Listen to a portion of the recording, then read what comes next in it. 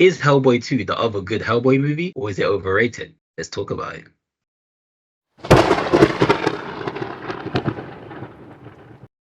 Hello, everyone. Welcome back. We are back, the Out of the Storm podcast. This is Have You Seen, in which we talk about a movie that some of us know well and others have just seen for the first time. This week, we are talking about Hellboy 2, The Golden Army, which I've seen a bunch of times, and the two of you have just seen for the first time. So what are your impressions, having seen this for the first time in 2024? So this is a good movie, I will say, but I didn't fall in love with it like I probably thought that I might have.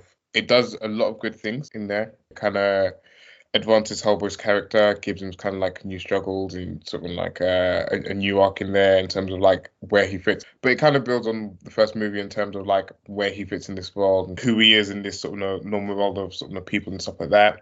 It has some not so interesting subplots in there. You know, the love story between the fish guy and the twin sister in the movie. And it also has a few kind of felt potential stuff in there, like the whole pregnancy stuff, which we'll get into in a little bit more detail. But I felt that that was just more a convenient plot point as opposed to something that was woven quite well into the story as a whole. So I think as like just a quick initial thought before we delve into an actual discussion about it, it's a good movie. Like other people will probably love it more than I did, but I just kind of failed to connect with it as I maybe thought I would. For me, I had an underwhelming experience. It wasn't a bad movie. It felt like I was watching scenes. And in comparison to the first movie, I felt like the first movie was really good. So this film didn't feel like it was mainly centered around Hellboy. It felt in a way like it was like not equally divided between the characters, but obviously, you know, there was more concentration on his girlfriend. What's her name again? Liz. Of course, makes sense because she was pregnant. Cool, that makes sense. So I didn't have an issue with that. It just felt like the scenes just didn't hit for me. Like there wasn't really any emotional attachment to any of the scenes. Like what I mean by that is like nothing was emotionally triggering for me. Like it was just like, okay, I'm just watching scenes go by. And I was surprised with this film. There wasn't as much internal conflict within Hellboy that I thought there was going to be. Obviously, with how the first film ended, I was like, okay, this one, I'm expecting more like, you know, doubt. Like I'm expecting to see more doubt within Hellboy. I'm expecting him to be like in situations where, you know, it leads to the whole prophecy thing, right? Where he's going to be like the destructor of the world. So I'm like, okay, I'm expecting more of that. I didn't get that, but I can live without it. So let's hope. I was hoping that something else will compensate for that. And I'm guessing the whole, you know, Liz being pregnant was that compensation, and it was cool. But it just like I said, it just felt like I was watching scenes. It didn't feel like I was watching a story for this one. The villains, the antagonist, he was cool as well. And the twin sister, I felt like that was cool as well. There were cool things that I did like about the film. I liked how they were pretty much, the twins were like pretty much entwined, as in like one gets hurt, the other one gets hurt as well. I like that, and I also liked, what's his name, Johan. So I liked his character. He like just the look of him is very creative. I really liked his, and I just loved his performance as well. And I love the fact that he was German as well because it fit. I don't know why I just fit as well. But overall, I think I had a pretty underwhelming experience, but it wasn't a bad movie. I just think the first one was just way better. Yeah, when I rewatched this yesterday in preparation for this, I kind of went in expecting, well, I've seen this movie a bunch of times. I liked the first movie a lot. I wish I should breeze through this, but as this movie went on, it got more and more difficult for me because it wasn't the movie I remembered. I think the movie that I remembered was the creature effects and the fights and the troll market and all those things that are actually, I think, are excellent and better than in the first one. The first one was a little bit, people were wearing costumes, and here we had a more fully realized fantastical world, like fairy tale world, I think. But I think the story very much doesn't hang together. And like you said, it's like a bunch of scenes as opposed to a story. And that kind of surprised me a little bit because that was not my recollection of the movie. So my question would be, does this build properly on the first one? And is this a good enough continuation of the first one? Or is this just a bunch of ideas thrown into a movie? To me, it feels like it's a bunch of ideas thrown into a movie. Yes, some things like logically progress from the first movie. So, you know, in the first one, you had this whole thing of like they're having to go to like their sort of missions in the garbage truck and this and the other, and you had like Hellboy wanting to sort of kind of like feel like he fit in the real world, essentially. And then in this movie, you've got the situation again where he's being asked to sort of be hidden, and then obviously he's then exposed to the world, and then you have like this kind of like interlocked story with the main villain who like his people like went to war with like the humans, and then they had like this big battle or whatever, and then eventually they had this like peace treaty where they kind of like put down this like golden army, and he very like the villain very much felt like his people were like kind of like down and like not at the level that they should be, and not like held in regard. They were like downcasted, essentially. I can't find the right word for it at the moment, compared to where the humans were, and he felt like they didn't have their rightful place in the world.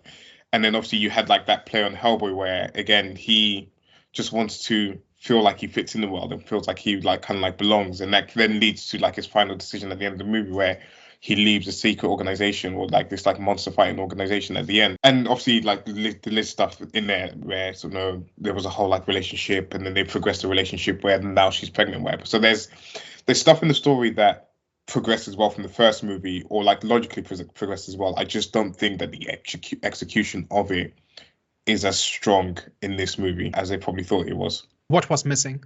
I felt, do you know what? I actually feel like they were too distracted. Like it's great that the fish guy got his side story about sort of his love interest with sort of the twin sister in this, but I felt like that could have been cut. We didn't need to see that at all in there. I just felt like they probably could have done more with Hellboy's conflict in terms of like where he fits in society and in this world. And again, you even have at the end where he doesn't want to kill the villain in this movie because he's very much learning that he's actually like just hunting his own kind and he's killing his own kind and whatever. So I feel like they probably could have played on that a little bit more, but then they just got too distracted with some of the relationship side plots that were sort of kind of going on in this movie, which is a little bit disappointing. And like another thing that I really hated about like the whole pregnancy thing was that, again, that could have been a bigger plot point in the movie, but they did this thing which is really annoying of like the woman saying, "Oh, I have something to tell you," but then they never say it until it's the most convenient time when he's dying and he needs a purpose to live. So it feels like that could have been, again, building on something of Hellboy being a little bit more immature and something of being a boy that needs to grow up in the first movie. That could have then been, and his father being killed in the first movie as well, to then him like continuing that development and then ultimately seeing himself as a father. And they could have like kind of like played off with, with sort of like his development and his relationship with his father and like him wanting to kind of like have something good with his child that comes at the end. So I just feel like too many different ideas and they didn't focus enough on one idea to sort of really execute it really well and tell a really strong story. And I think it's fine to have a bunch of different ideas in a movie if they support each other.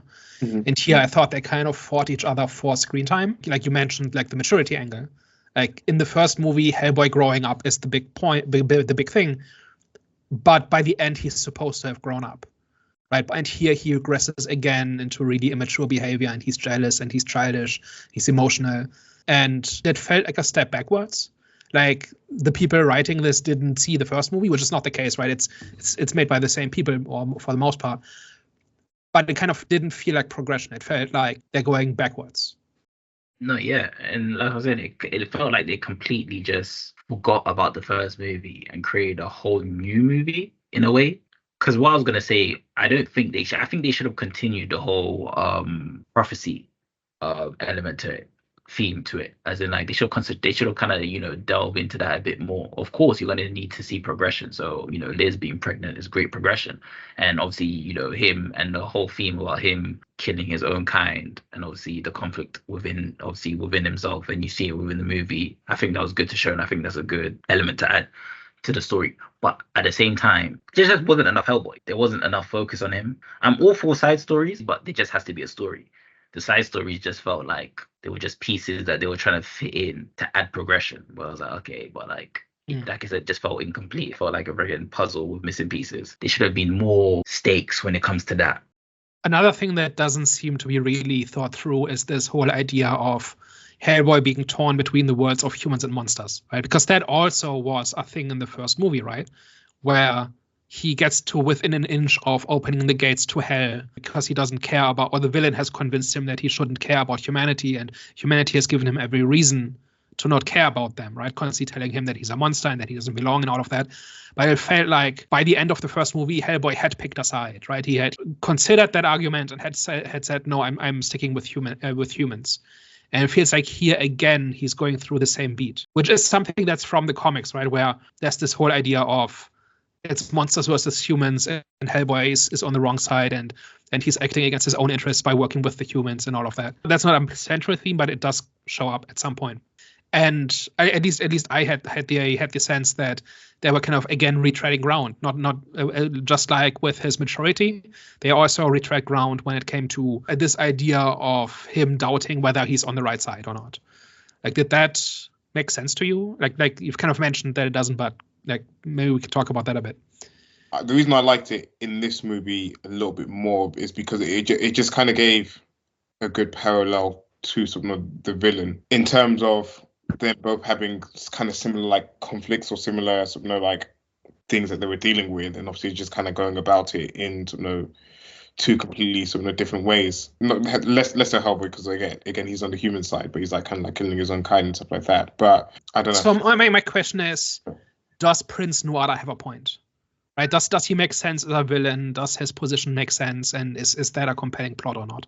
In terms of it being a compelling plot, not really, because I wasn't completely invested in him as a villain. To be honest, like he didn't really move me. In terms of like him having a point, I can see why he would have a point, because his father commanded this kind of like Golden Army. It seemed like they were a dominant force in their heyday, and then it seems like his father kind of like gave that all up just to make peace with the humans, where he feels like, they're probably better than the humans, and he feels like they should be the ones that are like ruling and stuff like that. So in terms of like his motivations, you can kind of understand it, because you're almost playing like lapdog. It's almost, again, it's like similar to, they're not necessarily playing lapdog, because it seems like there's like this huge segregation where their world and the human world doesn't really interact per se, but it's almost like his father chose to play lapdogs to the humans in terms of like making this priestry, and again that's like similar to Hellboy, who's just kind of working for the humans, who was their kind of like hired gun essentially. Yeah. So it did make sense, but the villain as a whole didn't really move me. And there's also this sense that the humans are not keeping up their end of the bargain, right? They say basically we split the world in half. Humans get the cities, elves get the forests, but humans are chopping down the forests. I think I missed that in this movie. I don't know if they. I don't think they make a big deal out of it, but there's the sense of we have a treaty and humans have not honored it. Mm-hmm. Because this whole thing about where the king says it's human nature to kind of to expand in its elven nature to honor agreements or something like that. And then the prince looks around and sees how the elven kingdom is like reduced to like 20 people in some ruins, and he asks, where's the honor in this? Mm-hmm. And I think that has the same problem as Ocean Master in the Aquaman movies. It's the same deal, where Ocean Master had the same grievance, right? That the surface doesn't respect the underwater kingdoms, and that he's going to war against them and he wants to wipe them out because there's no coexisting with the surface people. Except he's hiding from the surface people, and he's not given them a reason to even notice that like Atlantis exists. Mm-hmm. And here I didn't see any attempt by the elves to point this out to humans, right? Like if there had been, like you could imagine a scene where there's like a session of the United Nations, and then the elves crash it and pull out this 3,000-year-old or 1,000-year-old contract and say, here you haven't been upholding your deal, you retreat from all the forests, otherwise there's war, and then they get laughed out of the room because nobody knows who the elves are. Like that would at least be a motive. But I think that's completely missing here, where you can't complain that somebody doesn't respect your position if you've never told them your position. Mm-hmm. And I think that completely kills the villain. There wasn't really much of history that was shown between the humans and his people. There was only like a couple of words said here, and then obviously when he ended up killing his dad, obviously you heard a bit there as well. But in terms of like just seeing that world and seeing that story between the humans and his people, like there wasn't really much besides obviously the storytelling when obviously Hellboy's dad told him the story. No, it wasn't Hellboy's dad that told him the story. It was it Hellboy's dad that told him the story? Professor Broom told him the story of the Golden Army. Yes. As a child. Yeah, so you see bits here and there, but not enough to make like for us to be engaged in that storyline. I think the scenario is interesting enough and makes sense. It's just that not enough attention is paid. Like he goes from being in exile for 1,000 years directly to let's start killing humans because they're in violation of this treaty that they don't even know exists. So that is kind of the problem. And then that same problem kind of carries over in this whole idea of him trying to flip Hellboy's allegiance, where he releases the forest elemental in the city and it starts rampaging and killing people. And then he has this impassioned speech about Hellboy could be a king and he's serving the wrong people. And if you kill this forest god, the world will never see another one like it. But you unleash this thing in the middle of a city where it would kill people. Like you've made it a target and it's not humans' fault if they try to protect themselves, right? So like I thought this whole scenario just made zero sense. Especially since it's supposed to be like if you watch that scene where Hellboy is on the ledge holding the human baby and Nuada is trying to convince him while at the same time so Nuada is whispering in his one ear while Johann is yelling in his other ear to shoot the forest god. And that is supposed to be some big dilemma. And it just didn't like that should be the payoff to a movie's worth of build-up to show the two arguments or the two sides of that argument. And to show why Hellboy is elite, like why Hellboy has one foot in each world and stuff like that. And that is all completely missing. I thought. I was gonna say it's funny you say that because when they did release the Elemental kind of God or whatever it was, I did feel like this is probably like the final like battle that should be happening in the movie, but it seemed like it was happening like in the middle of the movie, and I was a bit like, okay, this. Obviously, I think you added like some good context to it, but I remember like watching it, feeling like. It seems like it's coming a little bit too early in the movie for what we're watching at the moment. I think it's okay if that is kind of the pivotal moment where Hellboy has to make the decision and then the big climax is defeating the prince, again, which is kind of what happened. But yeah, that seems like it should be like the big culmination of Hellboy's story, right?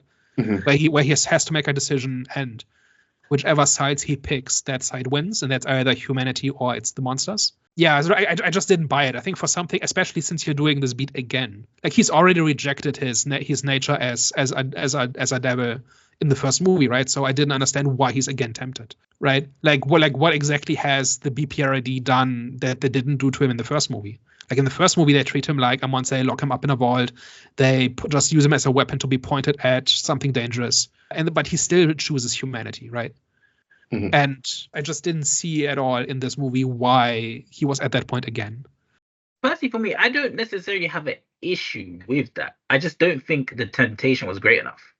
That's why I feel like it was underwhelming, because it was like, okay, if there was a greater temptation when it comes to showing why it's better for you to be on the side of the monsters or the human, then I wouldn't have had an issue with that.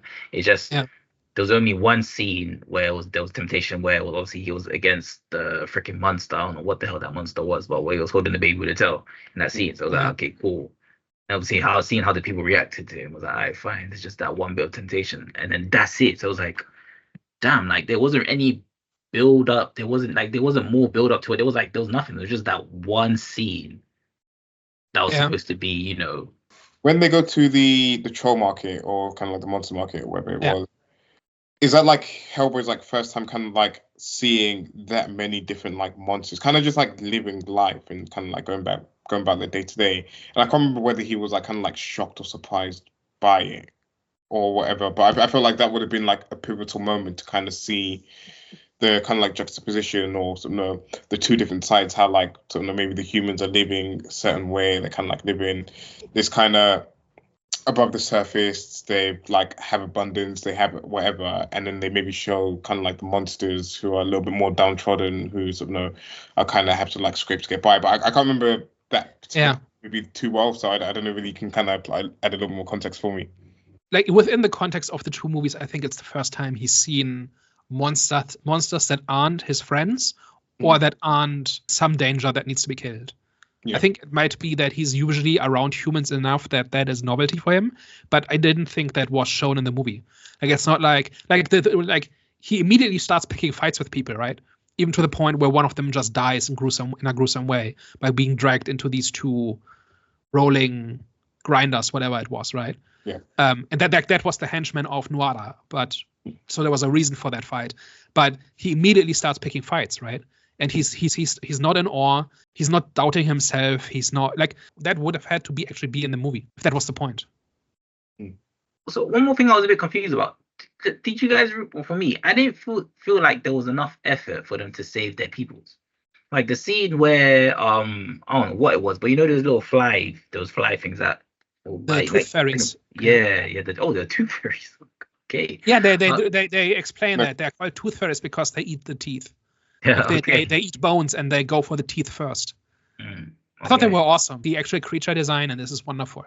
I think that's what I remembered initially, and that's what I latched onto initially. So what about them? What about the tooth fairies? They were good. I actually like that scene. I just realized, like, even though they're for the people, they don't really go out their way to protect their people. Like the guy that Hellboy, like a lot of the times, like Liz, like just the guy that Hellboy was with and the guy that Liz was with, it's like they're really like they died gruesomely. But it's like they had enough time, like Hellboy had enough time to kind of like try and save them. The same with Liz. And I don't know, and I don't know if this was just in this movie or if it was like a recurring thing that happened in the first movie. But in this movie, it felt like there were times where they could have, even though they're for the people, they could have saved their people, but they just didn't like make the effort to. Is that like intentional or Who's they? when I say they, I mean like Hellboy, Liz, the fish guy, not really because he doesn't really have like there's not much. Yeah, besides. I mean half of them are humans, right? Like Johan is a human medium where a seance got out of hand, and Liz is a human who happens to be a pyrokinetic. And Abe, I don't think they go into who Abe is exactly, but like most of them are at least partially human, right? But yeah, like there's this whole idea of monster rights is not really established, right? Like it's not like and I've like we've seen this in other stories too, right? Where like you could imagine a situation in which the BPRD is imprisoning monsters just because they're monsters and not because they've harmed anybody, or like, but that's not the story, right? I just think like, if that was supposed to be the point of the story, it would have needed to be developed a whole lot more, and there needed to be a believable internal conflict in Hellboy, right? Something for Nuada to kind of latch onto. And here it seemed to come not exactly out of nowhere, but it felt like that was a settled question. It just feels like the movie maybe placed too much importance on some of the side characters and thought that they were more important in this movie, to be honest. And then we mostly get slapstick. Like I think Johan is a really cool character, and he's much cooler in the comics as well. He's kind of a joke, but there's cool stuff going on here, right? And this whole thing about somebody being all about the rules and Hellboy being all about getting the job done. Mm-hmm. Like that has all potential, but almost everything with Johan is just slapstick. Yeah, it did lead to a good fight though. The one where he like possesses the locker room fight. Yeah. Locker room fight. That was great because I did think when Hellboy broke his glass, I was like, oh, like has he killed him or what? But then, yeah, it led to a great moment, and he set up a lot of like some of the good jokes in the movie as well, which is good. Yeah. And I think that's kind of the bottom line of this movie is that it's some very cool scenes. Right, we've mentioned the troll market, and I think that is a wonderful sequence. Everything to do with the elves, I think, looks great. There's this physicality of the magic. Like this, the crown has moving parts and looks like clockwork. The Golden Army has like these internal gears where there's a lot of going on kind of in the details. The forest god is a cool design. It's straight out of on the right of the page. There's a lot of cool stuff in there. It's just not a coherent story. And I think for me at least, I liked this movie a whole lot more when I was all about the monster designs. And the more I started caring about story, the less impressive this movie is. And that's really a shame because I went into this expecting to revisit a movie I really like, and it really fell flat for me this time, which was really surprising. And I think it's because of the story. Do you also think another problem with this film that it was trying to be too funny? Because for some reason I felt like there was a lot of jokes in this one, which is fine. It's all right. It's just when it came to like the serious moments, it kind of felt hard to take that serious. Not take it serious, but just take it in. when it comes to like its serious tone, it just felt like it was flattened a bit because, like I said, this one just felt a bit. It felt like there was a bit too much comedy going on. Yeah, and it got in the way of the story, right? Mm. Like you can have jokes that kind of push the story forward or that result from the story. And here I kept waiting for them to finish the joke so we could move on with the story, which is not where a movie wants to be.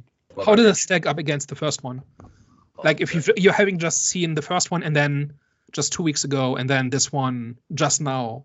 It's two different movies for me. The first, like I said, the first one was just way better when it comes to the story and my engagement levels when it comes to that story as well. I just felt like I was more invested in that in comparison to this one.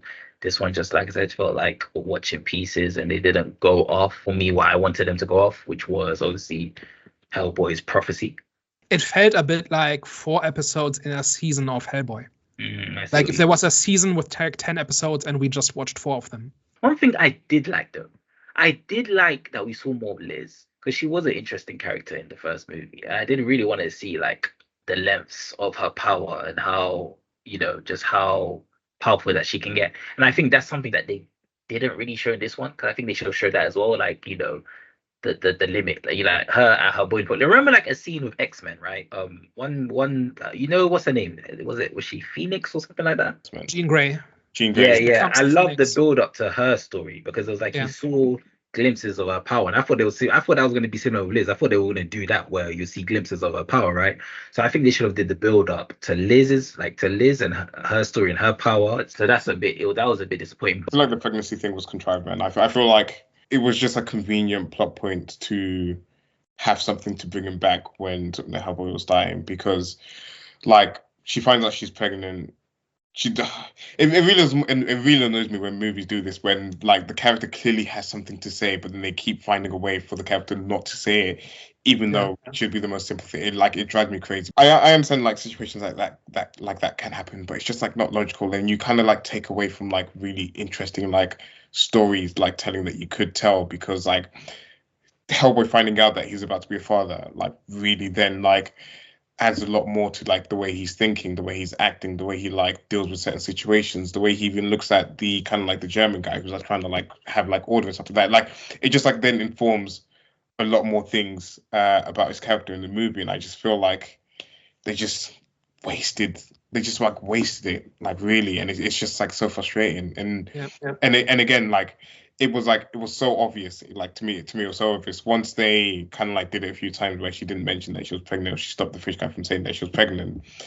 It was just like, okay, they're gonna wait for like an ultimate moment where Hellboy's completely down, and then they're gonna like say it, and it's gonna be his like motivation to then kind of like save the day. And I was be like, it could have been more than that. It could have been more than that in this movie, but it wasn't. And Liz as a whole, as a character, I don't really care for her like that, to be honest. And I understand you like her powers, Jonathan. It's not that I like her powers. It's the way that she was introduced. Because you could see that she had a lot of trauma, and you could see there was something in her. That's why she had some similarities. For me, she had some similarities to Jean from X-Men, because it was like, of course, they're two completely different characters. One's more emo-ish, and the other one's more normal. Yeah. But they still had that, like, in terms of like similarities, they had like that power within them, and they still had that trauma within them. And I thought they were going to build off that and create a story revolving around that, and slowly show the build up to reach her potential. You know what I'm saying? So we didn't really that's what I think Liz was missing, was potential. Like there wasn't really nothing to her story. I understand your point with the whole pregnancy thing, but at the same time, it's like, okay, the issue, the good thing and the issue that I have with the pregnancy thing is, firstly, the pregnancy kind of eliminates the whole potential building for Liz, because like, okay, now so pretty much her purpose was to be Hellboy's baby mom. Like, okay, sorry, but the fact that she was having twins is what really annoyed me at the end of the movie. Okay, whatever. But at the same time, it's really so that kind of is an example of something where, on the one hand, all the characters in this movie were much better realized than they were in the second one, right? It's like the budgeted version of everything from the first movie, I think. And that is a little bit, like, we've been very negative on this, but I think the problem, what it all comes down to when you boil it down to its bottom line, is, on the one hand, the characters are less interesting versions of what they were in the first movie, because they were all better realized, had more interesting stuff going on in the first movie, I thought, especially Liz, but also Abe. And then we also don't take that into interesting places, right? Characters are kind of regressing, and they're either regressing or spinning their wheels, and we're not going forward, really. I think that's what it comes down to for me, and that's why I'm just not as interested. I'm just not as interested in movies where I turn the sound off and just watch the fights. But those fights are cool, right? Like, the sequence with the Tooth Fairies is cool. The fight against the Forest God is cool. The fight between Hellboy and Nuada at the end, I thought, is really good. The fight against the Golden Army is good. Like, all of those are good. Everything looks great. It's just not in service of something interesting. To me, that's the kind of the bottom line. But kind of just like quickly going off what I was going to say, the reason why I did like Liz being pregnant, I think they should have, even though I mentioned cool, like, it does minimize Hellboy's, it does minimize her character, because she's okay, because like, when it comes to like her purpose in the film, is like, oh, okay, her purpose was just to be a baby mom. But at the same time, it could have been used in a more utilizing way if it was told sooner. So the reason why I liked it, because like that kind of forces Hellboy to mature, and that's one of the things that they're trying to do in this movie. Like, that's one of the things that's, I'm assuming, like, one of Hellboy's goals is to mature. This told him sooner that she was pregnant, and that would have like altered Hellboy's like decision making and the way that he moves, so there would have been more internal conflict with themselves. Like, okay, maybe I should act like this, and then he would have been watching over Liz a lot. That could have created a conflict between them two. And yes, I think if that was introduced sooner, then it could have created more problems, as well as internal conflict of him actually trying to force himself to mature. Yeah. What if the baby he held in the big showdown with the Forest God was not some random human baby, but his baby? That is kind of half human. I was going to say that, like, that would have, like, if they had a situation where they told him sooner, and then he has to think about, like, not just himself, like his baby, and like, what side will his baby like sit on? Will his baby be accepted on which side? Any other, like, that then adds to some of the greater storytelling or like the bigger storytelling that's going on in the movie, but it doesn't. It's just like, ultimately it's just missed opportunity. But yeah. I think we've beaten a dead horse a little bit, right? Like, there's only so many ways you can say, well, the story is not great. Did this movie change your expectations of the upcoming Hellboy movie? I kind of want there to be less romance in the next one, and I want it to be more focused on Hellboy as a character, because I feel like a lot of how he was going about in like the first two movies, and like kind of like what really was like kind of like driving or like defining him, was his love for Liz, and I was like, okay, it's cool, but I wasn't super invested in it. So I kind of hope that they maybe take some type of I don't know how like big she is to him in the comics, or whether like she has to be there every single time, whether like she's like the Mary Jane to sort of Spider-Man or whatever. But I don't think she's in that movie. It takes place long before they meet. Okay, perfect. That's fine. So in that case, I hope we have like a bit more of a deeper exploration of Hellboy as a character, because that's what I'm there for. I'm there to like, like get to know Hellboy, and like again, someone that's not familiar with the comics and someone that's only watched the movies for the first time, I can imagine that there's more stuff in there that they could bring out, and I just hope that we have a little bit more focused story in Hellboy. I'm similar. I think just a focus on Hellboy himself is about time. It kind of gets drowned out by all the other characters in these two movies. And then the 2019 version just gets him wrong completely. They make him even more immature and extremely obnoxious in the 2019 version, and that kind of killed it for a lot of people, including me. So we're kind of due for just a more serious, more down-to-earth version of Hellboy, I think. I think the first movie does fine. And I think there the theme of maturity and growing up and all of that is there, but it's not obnoxious.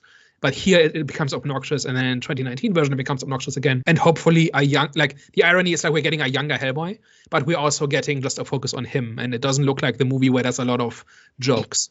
It seems very somber, very down to earth, and I think that's a valid take on Hellboy. Is there no concern about him losing his maturity? Like he's like the immaturity that defines his character if they take it more serious. Well, it doesn't really. Like Hellboy is pretty serious normally. He doesn't. Like he's like this whole immaturity thing is kind of an invention of the Del Toro movies, and it's not something that's really from the comics. Like he's kind of the straight man that shows up and just speaks truth to power, which usually is some kind of witch or demon or devil or something. Yeah. He's not jokey. He's not a source of drama. He's the most down to earth person in the story usually. Okay, interesting. I thought that was like a character defining thing. I thought that was like one of the character beats that like had to be. But okay, that's good. Good. That's good to know. So that gives me a little bit more hope for the movie coming up. Yeah, and that kind of seems to be what really divides people when it comes to these movies, like Hellboy 1 and Hellboy 2, The Golden Army, because some people really like it because of how out there it is compared to what you would normally have gotten in a 2004 and 2009 movies. And then the other side is people who really want a Hellboy off the page and say we've never gotten like a correct version of the character. And we'll see if that second group gets their way in the Crooked Man. I think that's the end of the discussion. Unless anyone else has anything that they want to add their 2 cents in. Okay, cool. Well, guys, thank you for tuning into today's episode. Let us know what you think. Actually, no. That's Hervey's job. I apologize. Hervey G's. Yes, let us know what you think in the comments down below. Did you love Hellboy 2?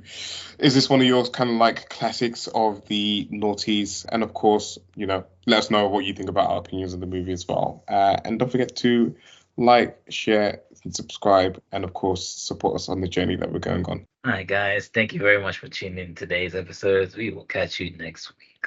Au revoir. Ciao. Bye-bye.